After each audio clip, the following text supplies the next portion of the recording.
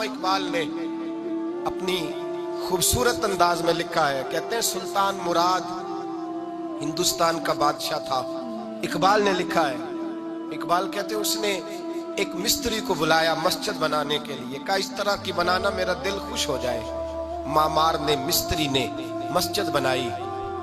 بادشاہ سلامت کو پسند نہ آئی تو بادشاہ سلامت نے اس مستری کا ہاتھ غصے سے کاٹ ڈالا. پوچھ کوئی نہیں نہ سکتا. وہ سیدھا قاضی کی عدالت میں کٹا ہوا ہاتھ لے کے گیا اور قاضی کے دروازے پہ جا کے کہنے لگا میں پوچھ سکتا ہوں آپ کس کا کلمہ پڑھتے ہیں؟ پوچھ سکتا ہوں؟ تو قاضی کہتے ہیں میری کرسی بھی کانپنے لگی اور جس کمرے میں بیٹھا تھا وہ کمرہ بھی کانپنے لگا. میں نے کہا سوالی تو بات کر, کہانی پہلے بتاؤ کلمہ کس کا پڑھتے ہو؟ تو قاضی کہتا ہے میری آنکھیں برس پڑی. میں نے کہا میں اس کے کلمہ پڑھتا ہوں جو دنیا میں بھی میرا وارث ہے, قیامت میں بھی وہی میرا والی بنے گا. جو دنیا اور آخرت میں میرا والی ہے, میں مصطفیٰ کا کلمہ پڑھتا ہوں. تو کہنے لگے ہاں اس لیے تجھ سے یہ بات کہلوائی ہے کہ کہیں تو بادشاہ کا تو کلمہ نہیں پڑھتا معاذ اللہ. تو قاضی عدالت میں بیٹھا ہے کرسی پہ, اس کا کلمہ تو نہیں پڑھتا؟ کہا نہیں میں مصطفیٰ کا. پھر دیکھ میرا ہاتھ کٹ گیا ہے. اب تو بتا کہ تو بادشاہ سمجھ کے معاف کرے گا یا رسول اللہ کا دین سمجھ کے نافذ کرے گا؟ ڈاکٹر اقبال کہتے ہیں وہ قاضی نے حکم جاری کیا کہ فوراً بادشاہ کو بلایا جائے.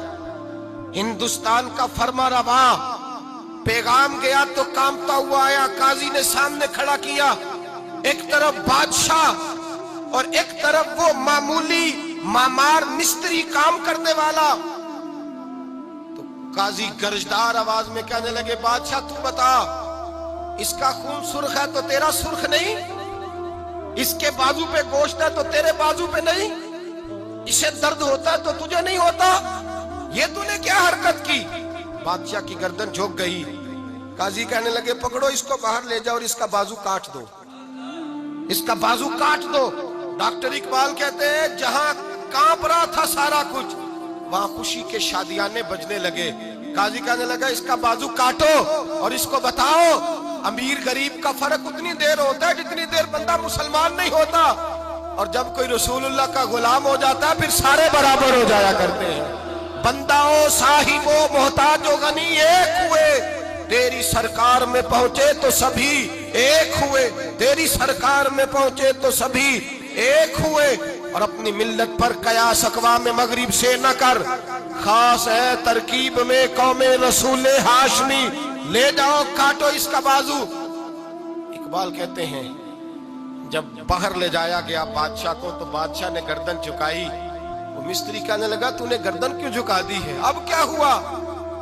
تو بادشاہ سلطان مراد آنکھ کھول کے کہنے لگا بھول گیا تھا, غلطی ہو گئی تھی, بادشاہی کے تکبر میں آیا تھا. وہ جو تیرا ہاتھ کاٹا ہے وہ تکبر سے کٹ گیا ہے, اور یہ جو گردن میں نے جھکا دی ہے یہ میں نے اپنے نبی کے دین کی حد کے نیچے جھکا دی ہے, حضور کے قانون کے نیچے جھکا دی ہے. یہاں سزا لوں گا وہاں شرمندہ نہیں ہونا چاہتا. اس مستری نے بڑھ کے سینے سے لگا لیا اور کہنے لگا قاضی صاحب میں نے معاف کیا, مجھے پتا چل گیا ہے کہ مسلمان بادشاہوں کا کلمہ نہیں پڑھتے, محمد عربی کا کلمہ پڑھتے ہیں, رسول اللہ کا کلمہ پڑھتے ہیں. اور جب تک مسلمان نبی پاک کا کلمہ پڑھیں گے کوئی اللہ کی حدوں کو نہیں توڑے گا, کوئی دین کو پامال نہیں کرے گا, کسی کے اندر طاقت پیدا نہیں ہوگی کہ وہ دین کی حد کو توڑ سکے. حضرت جناب سیدنا محمود غزنوی رحمت اللہ تعالی علیہ بیٹھے ہیں اپنے دربار میں. ایک غریب عورت تڑپتی روتی ہوئی آئی, ماں بلکتی ہوئی آئی اور آگے کہنے لگی بادشاہ ذرا مجھ غریبنی کی فریاد بھی سن. بادشاہ نے کہا جلدی سے بلاؤ, کہیں اس کی چیخیں کوئی زلزلہ برپا نہ کر دیں. قریب آئے, کیا بات ہے؟ کہنے لگی کوئی شاہی خاندان کا نوجوان ہے, میں بیوہ عورت ہوں, ہندو مذہب سے تعلق رکھتی ہوں, میری 4 بیٹیاں ہیں. کوئی بادشاہ کوئی شاہی خاندان کا نوجوان ہے, سپاہیوں سمیت آتا ہے, شراب کے مٹکے لاتا ہے, میرے گھر میں گھستا ہے, میرے پاس اور تو کوئی شے نہیں, ایک عزت ہی ہے. جب وہ جوان بیٹی کی طرف دیکھتا ہے تو میں سوچتی ہوں اب دنیا میں بچا کیا ہے. بادشاہ میں بڑی مشکل سے تجھ تک پہنچی ہوں, میں اگرچہ ہندو ہوں پر میری فریاد رسی کون کرے گا؟ سلطان محمود غزنوی کہنے لگے تو جا, اور میں نے اپنے سارے سپہ سالاروں کو سپاہیوں کو حکم دے دیا ہے آئندہ جب تو آئے گی تو تجھے رات کا وقت بھی میرا دربار کھلا ملے گا، جیسے ہی وہ تیرے گھر آئے فوراً پہنچ جانا، آ کے اطلاع دینا۔ رات کا سناٹا، وہ غریبنی پھر تڑپتی ہوئی چیختی ہوئی آئی، بادشاہ ذرا جلدی کر غریب کی عزت لوٹ نہ جائے، ذرا جلدی نکل، دیکھنا کوئی سرمایہ آج ختم نہ ہو جائے۔ بادشاہ خود اٹھے، تلوار پکڑی، گھر میں گئے، دیا جل رہا تھا، دیا بجھایا۔ اب بادشاہ نے اللہ اکبر کہا اور شاہ میں زرق برق نوجوان کی گردن پر جب بادشاہ نے تلوار ماری، لڑک کر کے گردن دور گری۔ پھر ہندوستان کا فرما روا سجدے میں گرا، کہنے لگا اے اللہ تیرا شکر ہے، اے اللہ تیرا شکر ہے، اے اللہ تیرا شکر ہے۔ پھر بادشاہ نے کہا پانی تو لاؤ، دیا تو جلاؤ، پانی لایا گیا، کہا روٹی تو لاؤ، خشک روٹی کے چند ٹکڑے بادشاہ نے کھائے، 1 گلاس پانی کا، 2 گلاس پانی کے، 4 گلاس پانی، 2 جگ بادشاہ پانی کے پی گیا۔ اور پھر روتا ہوا جب اٹھا تو بی بی کہنے لگی بادشاہ تیرا شکریہ، پر مجھے سمجھ نہیں آئی اس رنگ کی، دیا کیوں بجھایا ہے، سجدہ کیوں کیا ہے، پانی کیوں مانگا ہے؟ تو بادشاہ کہنے لگا بی بی بس تیرا کام ہو گیا، تو چھوڑ۔ کہنے لگی ذرا بتا تو صحیح، تجھے واسطہ اس رسول کا جس کا تو نے دین نافذ کیا ہے اور جس کے کہنے پر تو نے غریبنی کا کام آج اس کی عزت کو لٹنے سے بتا تو صحیح۔ تو بادشاہ کہنے لگا ایک کی بہن ہے اور یہ جو تیرے گھر آیا تھا یہ اسی ایک بہن کا بیٹا ہے اور اکلوتا بیٹا ہے۔ تحقیق کی تو پتا چلا میرا اپنا بھانجا یہ ظلم کر رہا ہے۔ میں نے قسم کھائی تھی کہ جب تک تجھے انصاف نہیں ملے گا نہ روٹی کھاؤں گا نہ پانی پیوں گا۔ آج 3 دن سے حلق خشک ہے، اس لیے کہ مصطفیٰ کا دین نافذ کرنا ہے، اس لیے کہ حدود اللہ کو قائم کرنا ہے۔ فرمایا آج جب میں نے دیا گل کیا، آج چراغ بجھایا تو اس لیے کہ جب بھانجے کو ماروں تو کہیں بہن کی صورت سامنے نہ آ جائے۔ یہ انصاف ہے، یہ بے انصاف ہوتا ہے۔ یہ وہ انصاف ہے جو نہیں دیکھتا کہ سامنے کیا ہے، اس کی آواز نہیں ہوتی، دھڑکن نہیں ہوتی، یہ تلوار چلتی ہے تو لحاظ نہیں کرتی، اس لیے دیا بجھایا تھا۔ اور سجدہ شکر اس لیے ادا کیا ہے کہ اے اللہ تیرا شکر ہے میں نے تیرے رسول کا دین نافذ کر دیا ہے۔ یہ بات کہہ کر کے سلطان محمود غزنوی کہنے لگے پانی پیا ہے، اس لیے کہ اس دن کا پیاسا ہوں جس دن تو فریاد لے کے آئی، خشک روٹی اس لیے کھائی ہے اس دن کا بھوکا ہوں جس دن تو پھر روتے ہوئے۔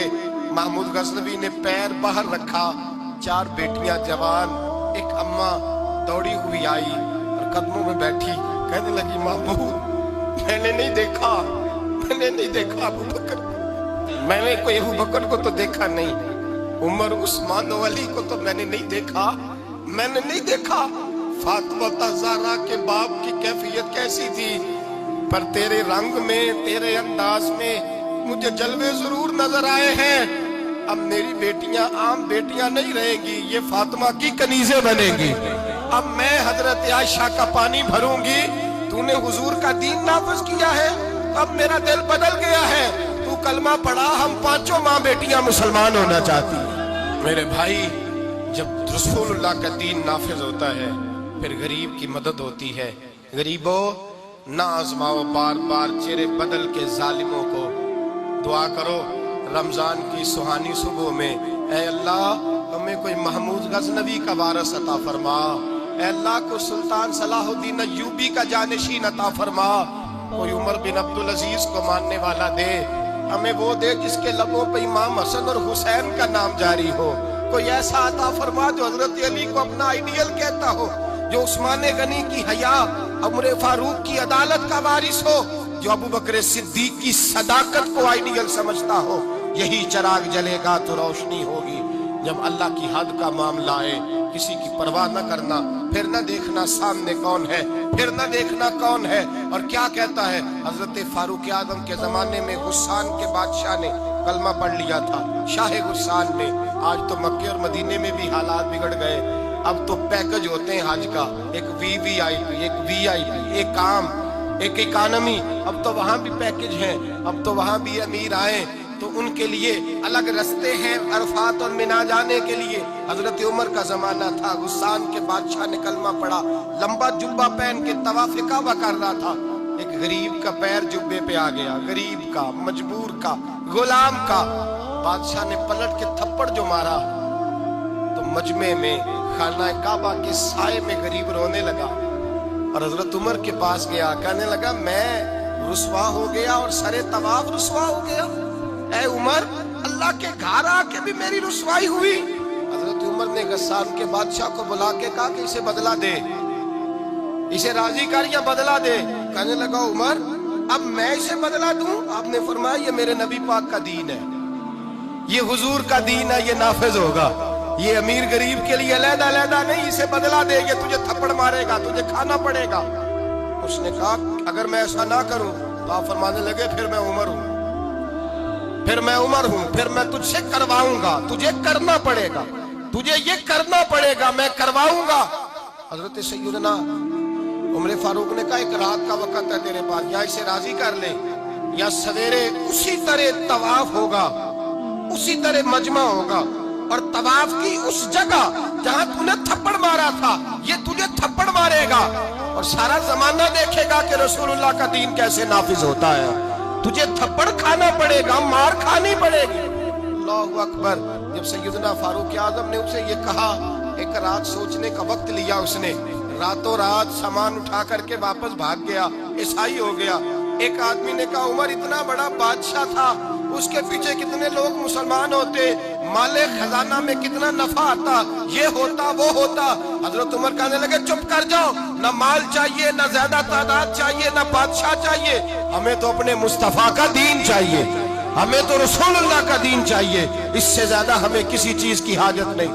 بھائی یہی چراغ جلے گا تو روشنی ہوگی۔ رسول اللہ کے دین کی حد کے معاملے میں کسی کی پرواہ نہ کریں۔ جب آپ کو واضح قرآن کی آیت مل جائے، جب حدیث مبارکہ واضح مل جائے، پھر اپنی رائے پہ پھر اس پر اپنی رائے کو نہ ڈالیں، تھوپے نہ، پھر یہ نہ دے کہ میں نے گھر بچانا ہے، میں نے فلاں چیز بچانی ہے۔ بس اللہ تبارک و تعالیٰ کی حد کا جہاں معاملہ ہے، میں نے شروع میں کہا تھا ہر رشتہ توڑ دو، ہر تعلق توڑ دو، اپنا آپ بھی ٹوٹتا ہے تو توڑ دو، لیکن دیکھنا کہیں رب رسول کی حد نہ ٹوٹنے پائے۔ یہ حد کبھی نہیں ٹوٹنی چاہیے۔ دین اسلام کی جو حدود اللہ اور اس کے رسول نے متعین فرمائی ہیں ان کو کبھی نہیں ٹوٹنا چاہیے۔